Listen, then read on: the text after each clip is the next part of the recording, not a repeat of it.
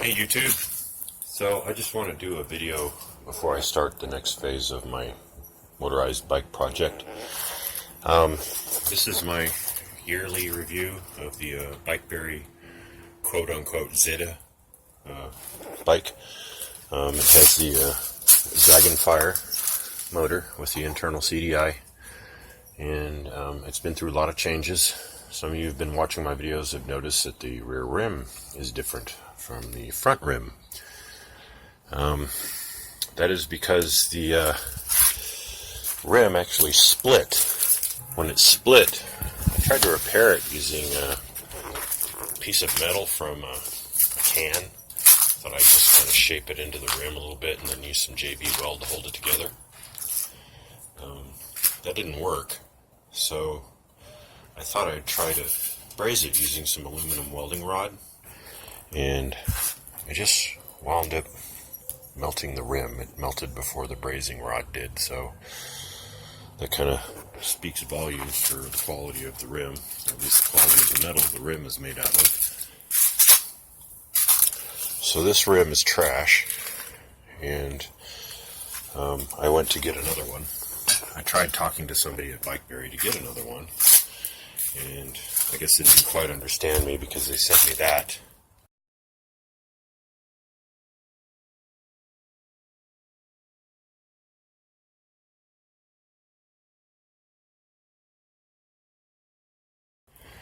And when I got that, it was obviously didn't have the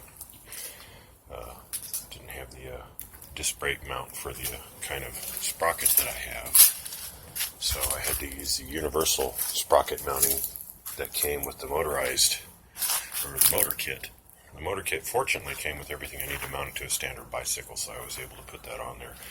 But I had trouble aligning it with the motor. It was too close to the spokes, so I had to stick some bits of rather thick, I don't know if you can see them right there. That's like a 1/4 inch thick chunk of metal. It's a round. I had to actually drill press through a 1/4 inch thick piece of metal. I had to drill some holes, and what I got out of it obviously was these giant thick washers, which I didn't know what to do with, but I thought, well, they might come in handy, so I threw them in a box and found out I needed them just to push that sprocket out a little bit so it'd line up better with the motor.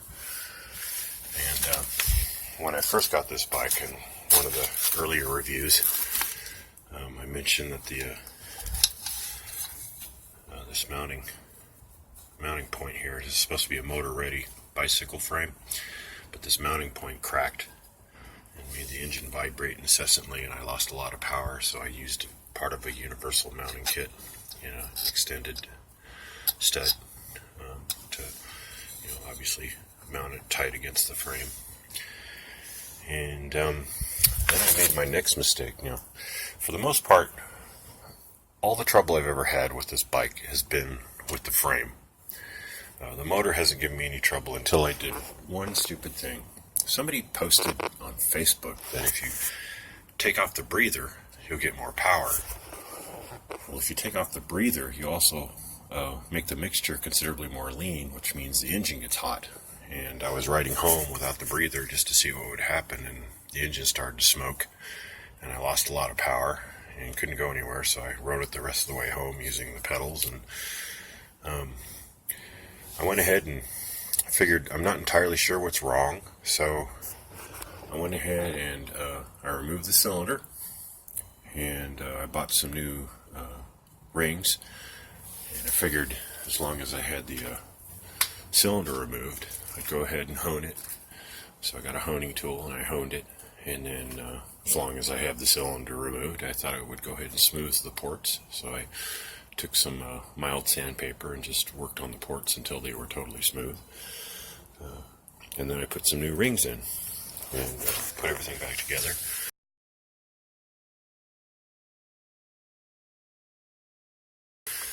And it takes a little bit longer to start up.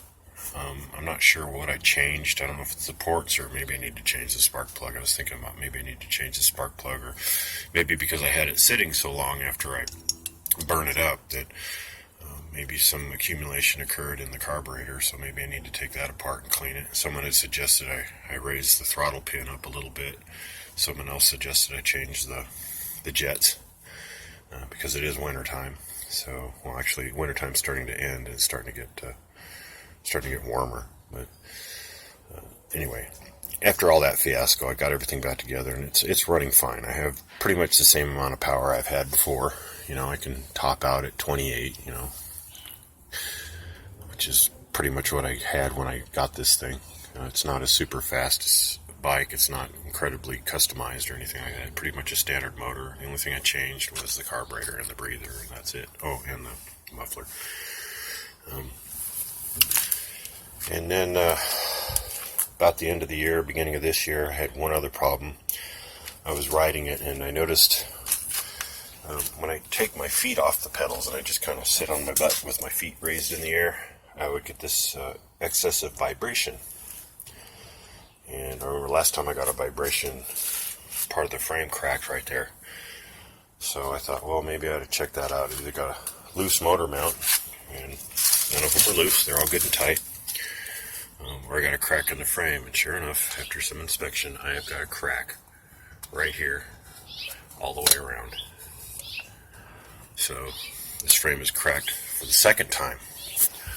So definitely Bikeberry thumbs down on your frame. Would never buy another one. I would never suggest anyone buy one. The motor's been okay, but you know, that's all I can say. It's been okay. So that done, all the changes I've made, I found a frame on the street. This old thing, I'm not entirely sure what it is. It says Marin. Yeah. It's a standard mountain bike frame. It has compression forks, and they're tight, which I like that. For the most part, it's intact. The wire inside this sheath has been rusted, so it doesn't move very smooth. I'm going to have to replace this. But, you know, one of the things I was going to do was replace these forks with the forks from that bike, because these forks are just loose as hell, and you can't tighten them proper. The way you tighten it is you have to actually press down on it and then tighten one of these things. And it's not very efficient. You know, on any other bike I've had, you run a bolt through here and you tighten it until the forks are good and tight. You know, at least not so tight that they don't move. But this one I can't do that, and you can definitely feel it when you're riding. These shake, and when you stop, they lean forward, and then you completely stop, and they come back in place, and it's ridiculous. So that's going to be my next project. But for the most part, I would not invest the money in a bike like this. It's just, it's been a real hassle to try to maintain it. Do yourself a favor, just buy a motor kit and a decent bicycle, preferably one with plenty of room to mount your motor. And although I do like the rims, I'm probably going to swap the rims out for the ones that are on that other bike. But because the front ones haven't given me any trouble. I suspect the reason the rear ones gave me trouble is as these pads wear down, they kind of grind into the sidewall of the rim a bit, and I think it thinned it out or got them too hot or something like that. You know, because you're using the brakes a lot on this thing, and it just split. And so I'm going to keep this rim because the spokes are good and thick. I've had a motor on another mount. I actually had a motor on this bike right here. You look at these spokes, you know. I mean, look at the spokes and then compare it with these spokes. You know, these are a lot thicker. And I was always breaking spokes on that other bike all the time. What I wound up doing was salvaging an old beach cruiser someone was going to throw away, and that had 6 spokes on the rim as well, and I never had a problem with that. But unfortunately, the motor was super cheap. I think I paid $100 for the motor, and the bushing between the piston rod and the crankshaft, I guess it is, you know, the piston rod meets the crankshaft or whatever, that wore out. It got thin. The metal got beat to crap, and it just got really loose, and I just lost a lot of power. The motor would run, but it just didn't have any power, so it wasn't worth it to me to try to fix it, so I just set it out on the street, and some guy grabbed it, and it's like, fine with me. So I was hoping when I bought this motor, I wouldn't have that problem, and I actually asked them, do you have that problem? And they told me, well, we've never heard anything like that, so I figured, well, good enough for me, I'll give it a try.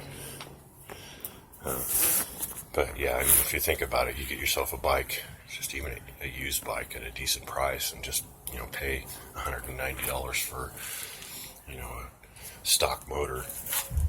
You should be fine as long as you don't abuse it. I just use this thing for commuting. I don't hot rod it. I don't race or do anything unusual with it. The only wrong thing I did was take off the breather and try and run it, which caused the motor to run too lean and too hot. And because I have an internal CDI, melted that, and I had to replace that before the motor would run again. I went ahead and, you know, did everything else in the cylinders, you know, just to cover all my bases and make sure that I had everything handled. So it's been running fine, but that crack is making me nervous. If it's going to crack there, it may crack down there, you know, and be like a guy on a motorized bike doing 25 miles an hour, and then it falls apart like a Lego set in the middle of traffic, and I don't need that problem. So, very unsafe situation. I'm going to go ahead and get rid of that frame. I love the gas tank in it. The gas tank's been great, but I've got an external gas tank I can use that came with the motor kit. I'm going to go ahead and use that. So that's my take on the Bikeberry special. Yeah, definitely wouldn't recommend the frame. The frame is it's too expensive. I think they dropped the price from $900 to $700. And if you look around, you can find the frames for $500. And this bike, which I've had since 1999, it's an old giant. The frame has never let me down. I've still got the original front rim. I've replaced the rear rim 3 times, and I've replaced the seat because I just wanted a fatter seat is all. And I also had to replace the compression post here, compression seat post, because my old one's starting to fall apart. But that's it, you know, after what? Oh man, 2020. Yeah, 20 years of use. It's been a solid bike. It hasn't really given me any trouble, just standard maintenance, typical issues. I haven't even had to do any maintenance on the cranks. It's just been very solid and very easy to ride. And, as long as you keep it maintained and take care of it, it's been a great bike. Alright. So now you know, 1 year use, whether or not these things are worth buying. So that is my absolute proven opinion. Not hot riding this thing, not doing anything unusual with it. And I've got a crack right there, you can see it. And it goes all the way around. And I thought about welding it, you know. But this thing is so difficult to ride as a bicycle that if I just fix up that mountain bike and put the motor on that, it would be a lot easier to ride. Your knees don't ride so high when you're trying to pedal, you know, because it's got really low. It's just really low. You know, your knees come up really high, and it's just, you know, you don't want your knees coming up too high, and you don't want your legs too straight at the bottom level. But you know, that's a whole different subject. And one other thing I need to cover. I kept breaking chains, just over and over. I kept breaking chains, and I just didn't know what to do. And people have ranted against this tensioner. they don't like it at all. They've got these other tensioners that come off of here, or the moon tensioners. I've used the standard tensioner, which is just a wheel right here, and I went ahead and bought this one. I like what this one does. It makes it a little bit quieter, for at least in my opinion. I haven't really had too much trouble with it, but I kept breaking chains. I kept trying to figure out why. I've changed tensioners. I've tried running, just figuring out how to make sure that the sprocket is lined up proper with this, and I was just breaking chains all the time. It was $15 chains you get from Bikeberry or that other place, Gas Bike. And so I just started poking around on the internet, and this is a Pro Taper chain, and it hasn't given me a problem. It was difficult to put on. In order to cut the chain down, I had to use a grinder. I couldn't use my my chain breaker. It just bent the chain breaker. So I had to take a grinder and grind off the pins before I could get it off. And it's a stout chain, and I do recommend these. It's definitely a replace your chain. The one issue I did have to deal with when I replaced it, though, was the tensioner wheel that comes standard with these things is too narrow for this chain. So what you have to do is, I bought can't see it really, it's just a rubber wheel. It's for, I don't remember what kind of, it's for some kind of scooter or something like that, and it's just a rubber wheel, and I just replaced the chain tensioner, the standard chain tensioner, with this. And this is actually grooved in the sides of the chain on the rubber, and it hasn't gotten any lower than that. It just grooved in the sides of the chain on the rubber, and then it's just been running normal ever since then, and it hasn't given me any trouble. So also, you'll notice that the chain is too close to the wheel. This happened recently. I don't know why it happened. I think either my axle slipped or something, and it realigned the wheel somehow. But that's another issue. Just another reason to get rid of this frame. Okay.